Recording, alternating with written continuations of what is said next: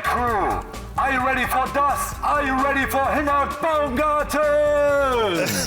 Ja, Ihnen zu Hause einen schönen guten Abend und hallo zu Das wie immer live für den ganzen Norden. H.P. Baxter als Zeremonienmeister von Scooter. Genau, Master of Ceremony. MC, Master of Ceremony. MC No Diggity H. Ja, so. Ja. Ich bin mir sicher, deine Antworten werden trotzdem etwas ausführlicher ausfallen heute. Ja. Das ist ja auch ganz interessant, wie du als Hans-Peter in Leer geboren wurdest und wie du da so aufgewachsen bist. Da werden wir noch ein paar Bilder zeigen heute auch. Das kann ich jetzt schon ankündigen. Und heute stehst du vor einem Millionenpublikum auf den Bühnen international. Ist der absolute Wahnsinn. Ja, das ist schon verrückt. Gerade wenn man so dran denkt, wie das so entstanden ist so über die Jahre. Da denke ich manchmal auch, ich muss mich kneifen. Dann denkt man so, das ist alles nicht wahr. Vor allen Dingen über so eine lange Zeit. 25 Jahre. So, und bei uns heute Abend ist auf dem roten Sofa ein Gast, den ich als Technostar auf der einen Seite und als Gentleman auf der anderen Seite bezeichnen würde. Ui, Oder? das ist ja ein Kompliment. Was sagst du da, ne? Scooter-Frontmann H.P. Baxter. H.P., Ja. ganz herzlich willkommen auf dem roten Sofa. Danke, sehr gerne. Wir werden auch gleich ein bisschen Tee trinken. Vorher gibt es mal einen kurzen Eindruck, was du so auf der Bühne für einen Hammer ablieferst, für eine Performance mit Scooter von Nico Strahler.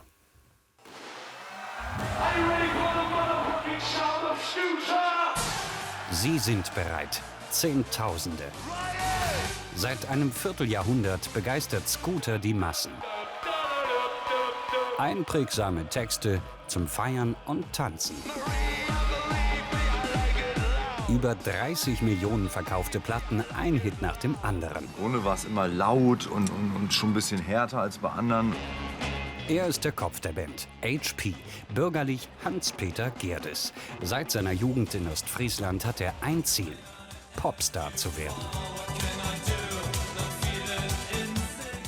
Mit Freunden und seiner Schwester gründet er in den 80ern die erste Band. Erfolglos.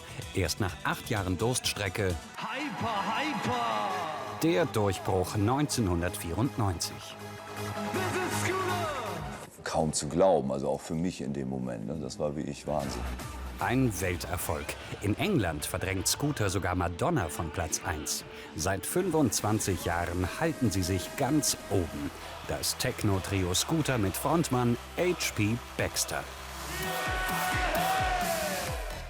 Und ich muss es ja mal sagen, es ist fast so, als wenn diese 25 Jahre an dir spurlos vorübergegangen wären. Oh, danke. Naja, aber das ist auch tagesformabhängig. Also manchmal denke ich auch, oh mein Gott, wenn du so 3 Shows in Folge hast zum Beispiel und man guckt dann ins Spiegel morgens, ist es auch nicht immer so frisch. Aber so ein bisschen arbeite ich schon dran, also durch Laufen und ein bisschen Fitness, dass man so ein bisschen in Shape bleibt. Das Leben im Techno-Rausch, das ist die eine Seite von dir. Und dann gibt es aber diese sagen wir mal, konservative Seite von dir, die sich zum Beispiel auch, da haben wir mal ein paar Bilder vorbereitet für Sie zu Hause, wie H.P. heute bei uns angekommen ist. Als Liebhaber von englischen Autos. Ja, wobei das war jetzt Ja. der neue Sportwagen. Ja. Eigentlich fahre ich ja lieber Oldtimer, aber Ja. das Wetter war nicht so gut. Hier, guck mal, das Obwohl, ist der da, Oldtimer. das ist der E-Type. Oldtimer. Den anderen haben wir jetzt gar nicht, den hatten wir zwar auch gefilmt, aber das ist du bist mit dem Jaguar F-Type gekommen. Genau. Und das ist der Jaguar E-Type. Ja. Wie ist diese Liebe zu diesen Autos entstanden bei Ja, dir? also ich liebe halt alte englische Autos. Die sind für mich einzigartig vom Design, von der Performance, vom Geruch, vom Sound. Also eigentlich Ja, das ist der neue übrigens im Vergleich. Das ist der neue Das ist ja mit F-Type. dem du heute gekommen. Ein bisschen bequemer, habe ich so das Gefühl. Ne? das ist der Nachfolger, praktisch 40 Jahre nach dem E-Type kam dann der offizielle Nachfolger. Das ist auch typisch englisch. Du hast aber nicht nur Jaguars, du hast auch noch, wie viele andere Autos hast du noch, englische? Ja, ach, ich habe noch einen alten Rolls-Royce, einen alten Bentley, noch eine alte Jaguar-Limousine. Dann ab und zu wechselt das auch mal. Ich hatte schon verschiedenste Sachen. Aber mir ist eigentlich immer wichtig, dass die Autos auch funktionieren. Also ich fahre da auch im Alltag mit und stelle die mir nicht nur hin so zum Anschauen, sondern auch, ich benutze die, mache auch Touren damit. Ich war jetzt sogar über Silvester auf Sylt, trotz Dauerregen, mit so einem alten Auto und das macht einfach Spaß. Warum nennst du deinen eigenen Stil wilder Spießer? Naja, ich glaube, das hat mal jemand anders, oder habe ich das gesagt? Ich habe es auf jeden Fall gelesen. Ich weiß nicht. Naja, weil ich so, sagen wir mal, einmal so eben eine etwas ruhigere Seite habe, gerade wenn ich so zu Hause bin, weil viele haben ja völlig falsche Vorstellungen. Die denken dann, man ist den ganzen Tag so auf Speed und hektisch. Also ich brauche auch so einen ruhigen Gegenpol. Den Tee zum Beispiel brauchst du auch. Und lieb ne? das dann eben auch in meinem Haus, was so eingerichtet ist wie vor 150 Jahren. Wenn du da hinkommst, denkst du, man ist so durch eine Zeitmaschine gegangen und kommt einfach runter. Ne? Und diesen Gegensatz finde ich immer spannend. Also so nach einer Zeit wird das dann auch wieder langweilig und dann bin ich froh, wenn es wieder losgeht, auf Tournee oder in andere Länder. Also ich brauche so beides. Also Tee, also wenn du gerne mal einen Schluck Tee, zwischen Tee-Zeremonie ist sowas, was du tatsächlich auch wirklich regelmäßig ja, also machst, das hat ne? ja noch den Ursprung aus meiner Heimat in Ostfriesland. Da wurde man ja schon praktisch gleich mit der Flasche mit Ostfriesentee großgezogen und dann hat sich das Jetzt werden viele meckern und sagen, der hebt das gar nicht unter mit der Milch. ja, dieses Jahr soll ja englischer sein. Ne? Ne? Ja, genau, so. Da hat er recht, hat er recht. Englischer Tee. Mal sehen, was ihr da... Earl Grey. Naja, schmeckt gut. Tatsächlich, Earl Grey. Hättest du es nicht gesagt, ich hätte es nicht besser gewusst. Sehr schön. Dein Zuhause, da sind auch, du hast, sag mal, keine Hirschgeweihe, aber andere ausgestopfte Tiere. Ne? Ja, ich habe so verschiedene Präparate, alles von Großwildjagden, aber teilweise Antiquitäten. Also die sind schon noch vor dem Zweiten Weltkrieg, als das noch so üblich war mit diesen Großwildjagden. Das ist ja heute natürlich nicht mehr so. Aber da habe ich noch viele Sachen, weil, wie gesagt, es soll aussehen wie in einem alten englischen Landhaus und dann auch möglichst authentisch. Und das gehört irgendwo dazu, dieses berühmte Tigerfell von Dinner for One. Hier, guck mal, das ist auch so richtig so eine schöne, typische Aufnahme von dir. Ne?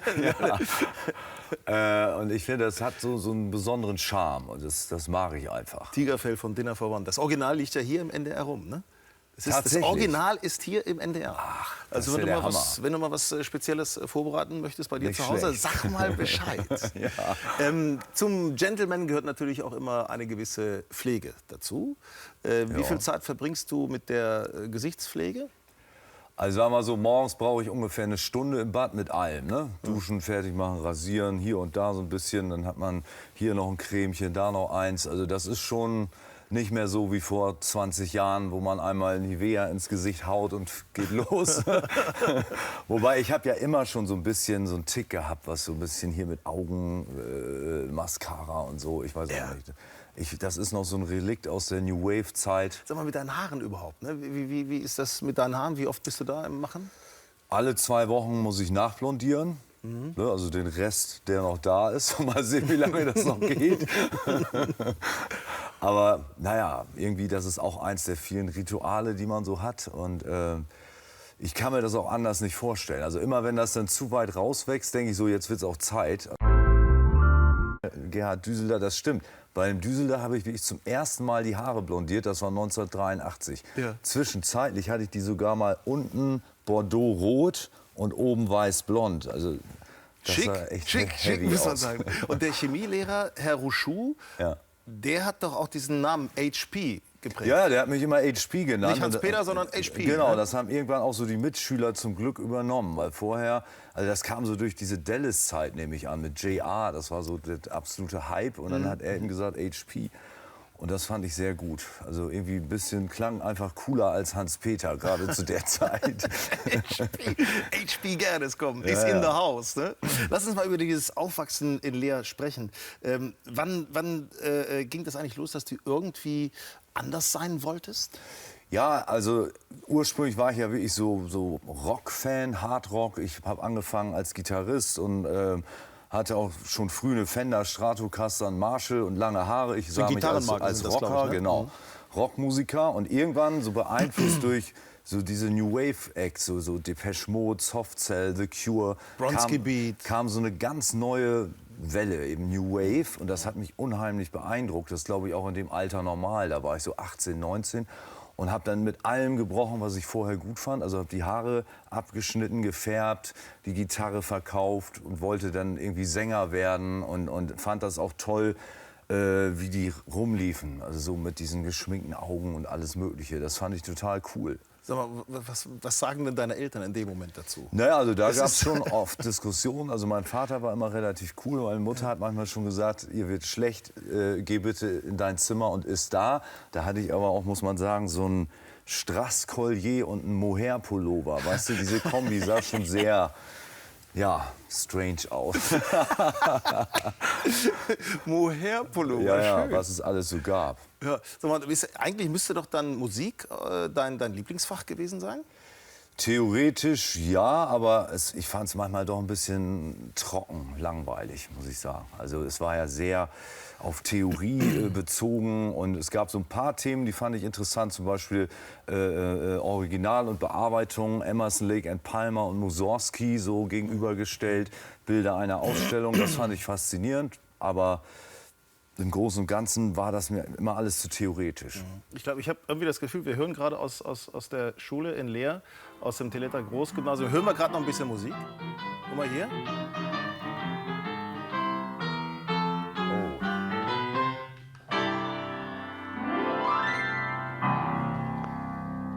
Sehr schön. Ja, moin, lieber Hans-Peter. Ich weiß nicht, ob du dich noch an mich erinnerst. Ich weiß sehr genau, wer du bist. Und ich erinnere mich, dass der HP, der damals noch ein sehr junger Hans-Peter war, da hinten in der letzten Reihe gesessen hat. Und damals mir als sehr jungem Musikkollegen noch nicht so zu verstehen gegeben hat, dass er so ein Talent im Entertainment ist.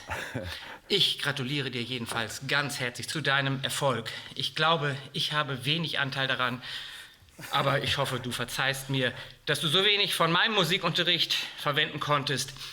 Toi, toi, toi für die Zukunft und alles Gute für deine weitere Karriere. Ach, das ist ja ein Ding. Da kann ich mich wirklich nicht mehr so richtig dran erinnern, weil ich war ja auf 2 Gymnasien. Ne? Ich war früher mal auf dem Obo-Emmius-Gymnasium und das war noch ein paar Jahre länger, bis ich dann aufgrund unzureichender Leistungen irgendwann von diesem Etablissement verwiesen wurde. Und an den Musikunterricht erinnere ich mich noch genau. Das war noch in so einem Altbau, Riesenflügel. Deswegen, ich habe den Raum gar nicht so richtig wiedererkannt eben. Ja, da warst du wahrscheinlich schon Da war musikalisch ich in schon einer mit den ganz anderen Gedanken ganz Sphäre. woanders. Du hast ja auch mit 16 hast du mit deiner Schwester zusammen eine Band gegründet. Ja. War das so eine Phase, so wir probieren uns mal aus und sind einfach cool? Also mit 16, das war noch eine Schülerband ohne meine Schwester, aber später in Hannover hatten wir ja 8 Jahre diese Celebrate the Nun. Celebrate the Nun. Da war sie am Anfang mit dabei, genau. Okay, hier, guck mal, da sieht man das auch. Ja, ne? ja. Das ist ein Foto. Da habt ihr ja auch schon Auftritte in der Schaubude im NDR. Habt ihr schon gehabt? Genau, da hatten wir schon so die ersten Achtungserfolge. Wir waren da auf irgendwie Platz 5 in den Billboard Dance Charts in den USA. Aber es hat nie gereicht so zum richtigen Warum Durchbruch. eigentlich nicht? Ich glaube, wir waren einen Tick zu spät mit der ganzen Musikrichtung, weil, wie gesagt, das hatte ich schon am Ende meiner Schulzeit, war ich schon Fan und die Zeit ging ja schon seit Ende der 70er. Und als wir dann loslegten, da Mitte der 80er irgendwann, da war das eigentlich schon der Trend vorbei, da kam schon langsam das Nächste.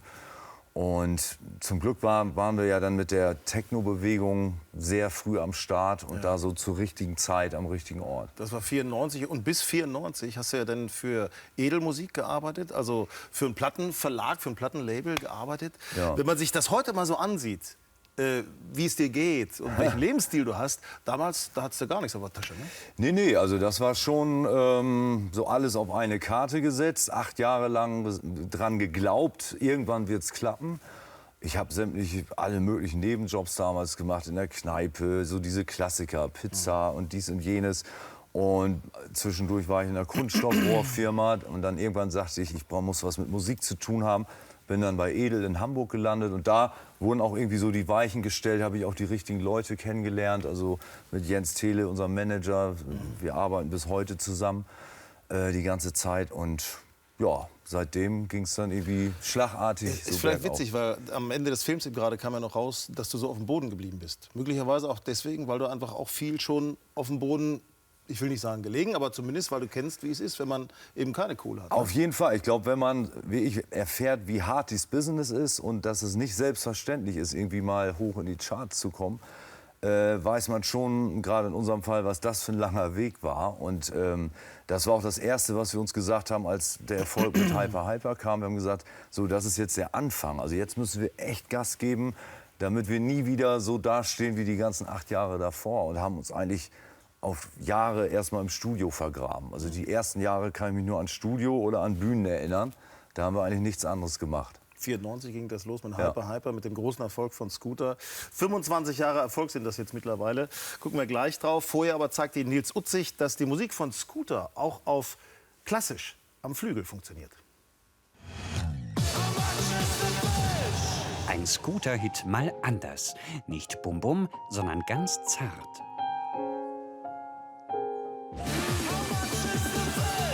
Ein Trinklied aus der Bretagne. Daraus macht Scooter Elektrobeats. Olga Scheps bringt seinen Techno nun auf die Tasten.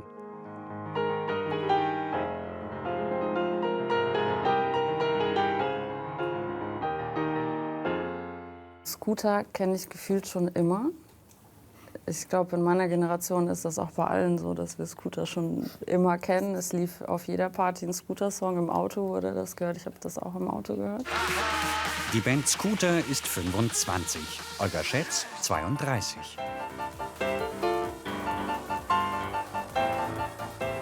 Die Pianistin spielt nicht einfach nur nach, sie arrangiert neu, nennt das 100% Scooter, Piano Only. Wenn ich sehe, dass du immer ohne Notenblatt spielst, ist das normal eigentlich? Ja.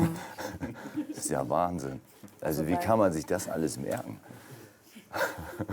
Ich habe schon Seit ich Probleme, daran mir sitze. meine Texte zu merken. Weltweit gefragt. Einen Klassik-Echo hat sie bereits zu Hause stehen.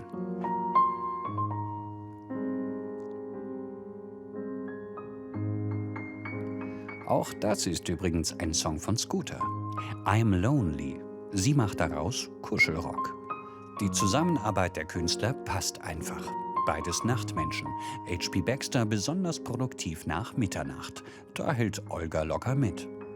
Wenn ich dann ein Konzert gespielt habe, bin ich so aufgedreht, da kann ich nicht direkt schlafen gehen. Auch wenn jetzt nach dem Konzert jetzt kein Feiern oder Essen gehen oder so ist. Auch wenn ich direkt ins Hotel gehe. Ich rufe dann noch zu Hause an und alles Mögliche. Weil man braucht einfach einige Stunden zum Runterkommen, dann gehe ich nicht vor 3 Uhr ins Bett. Parallelen vorhanden. Und der Rest? Schubladendenken. Ich beschäftige mich eigentlich überhaupt nicht mehr damit, ob das jetzt Techno ist oder Pop oder Klassik oder sowas. Für mich ist das keine relevante Kategorie. Für mich ist das eine relevante Kategorie. Gefällt mir diese Musik oder gefällt sie mir nicht? Vorurteile niederreißen, das möchte Olga Scheps. Wenn Techno-Fans plötzlich Klassik hören und Klavierliebhaber merken, wie viel Spaß eigentlich Scooter macht, dann Hyper, Hyper, Bum, Bum. Nun halt mit Flügel.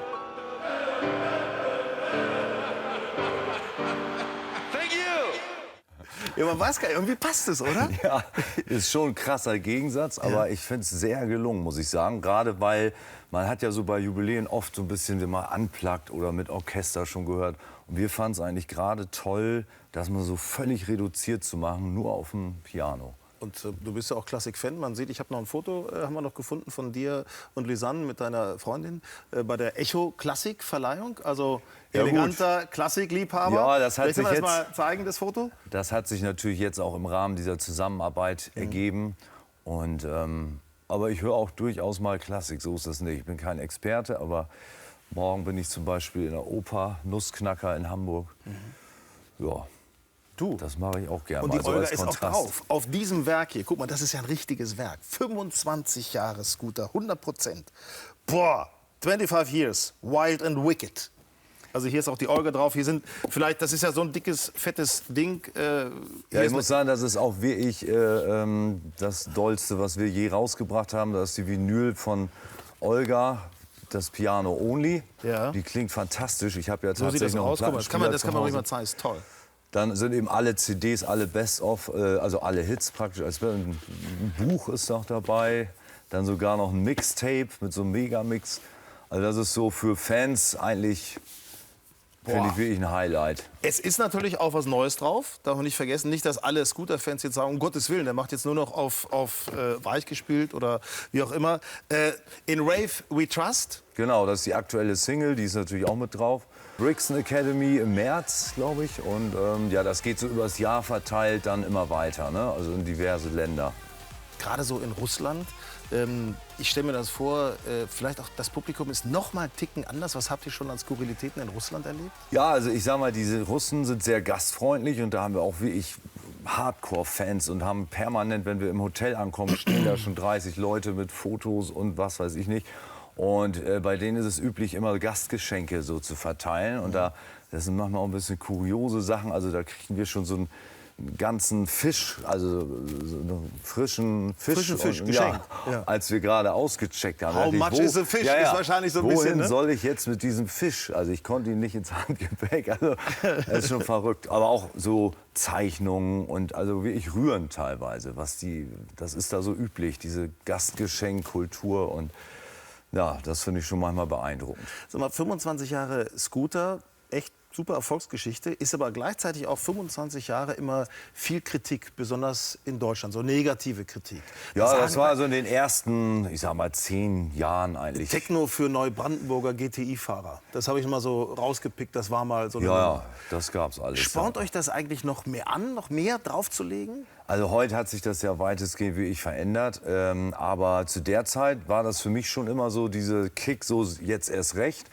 Und war eher eine Motivation. Und im Nachhinein bin ich eigentlich ganz dankbar, weil oft hat man das erlebt bei so gehypten Newcomern. Wenn alle Hurra geschrien haben, war das auch schnell wieder abgeebbt und vorbei. Und bei uns war es irgendwie immer so, ja, also wir hatten einen Top 5, einen Top 10 Hit nach dem nächsten. Trotzdem haben sich so viele immer aufgeregt.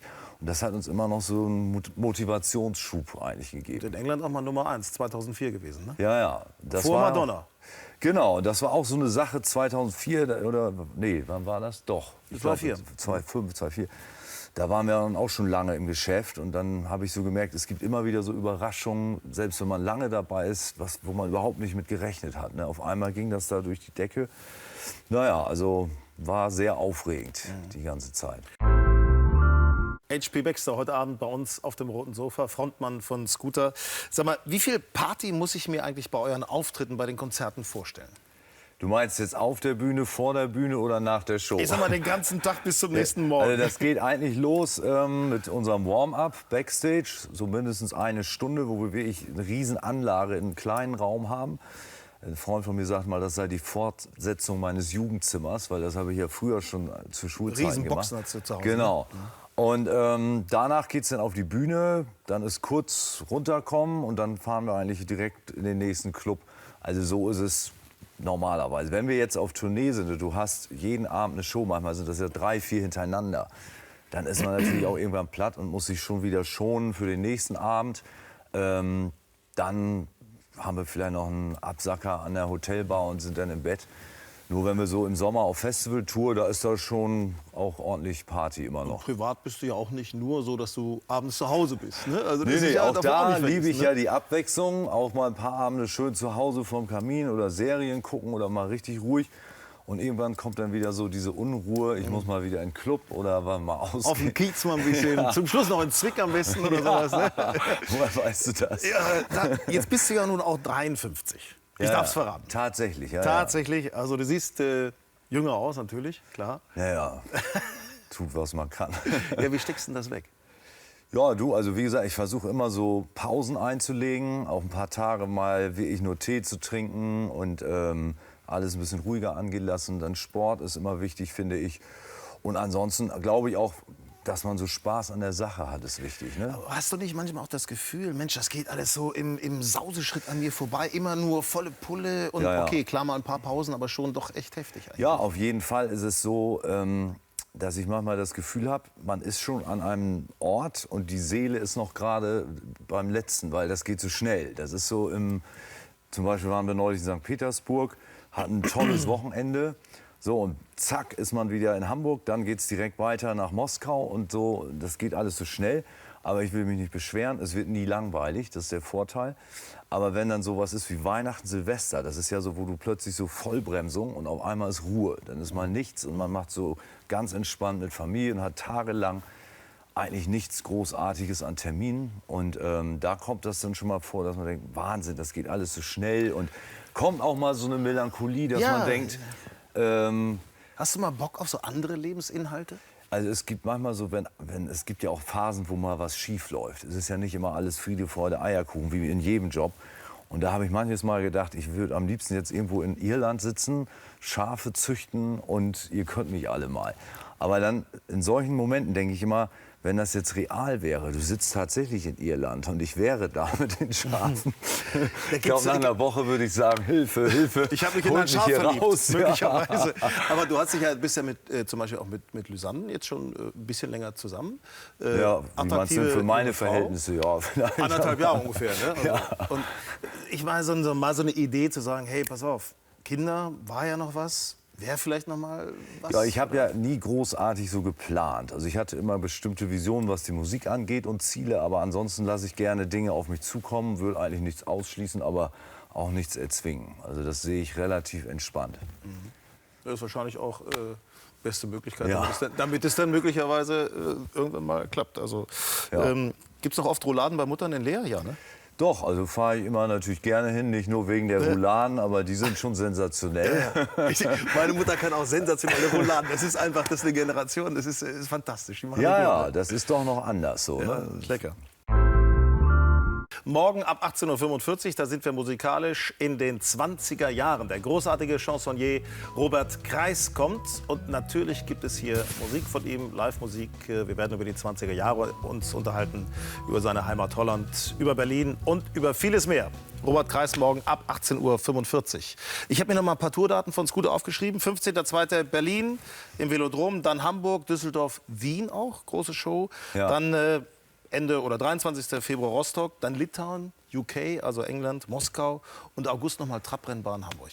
Boah, Genau, also das wird Heftig. ein heftiges Jahr, aber ich freue mich richtig drauf. was hast du eigentlich gegen blaue Teppiche in Hotelzimmern? Ja, also mir ist immer wichtig, dass ich mich wohlfühle und Ich bin ja froh, dass wir ein rotes Sofa ja, haben, das kein ist blaues. Ne? wunderschön. Nee, aber blau ist für mich immer so kalt. Also es wirkt irgendwie kühl und unterkühlt und ich mag dann lieber entweder so gedeckte Töne, so was weiß ich, beige, dunkelbraun oder eben dunkelrot am liebsten, so Bordeauxrot.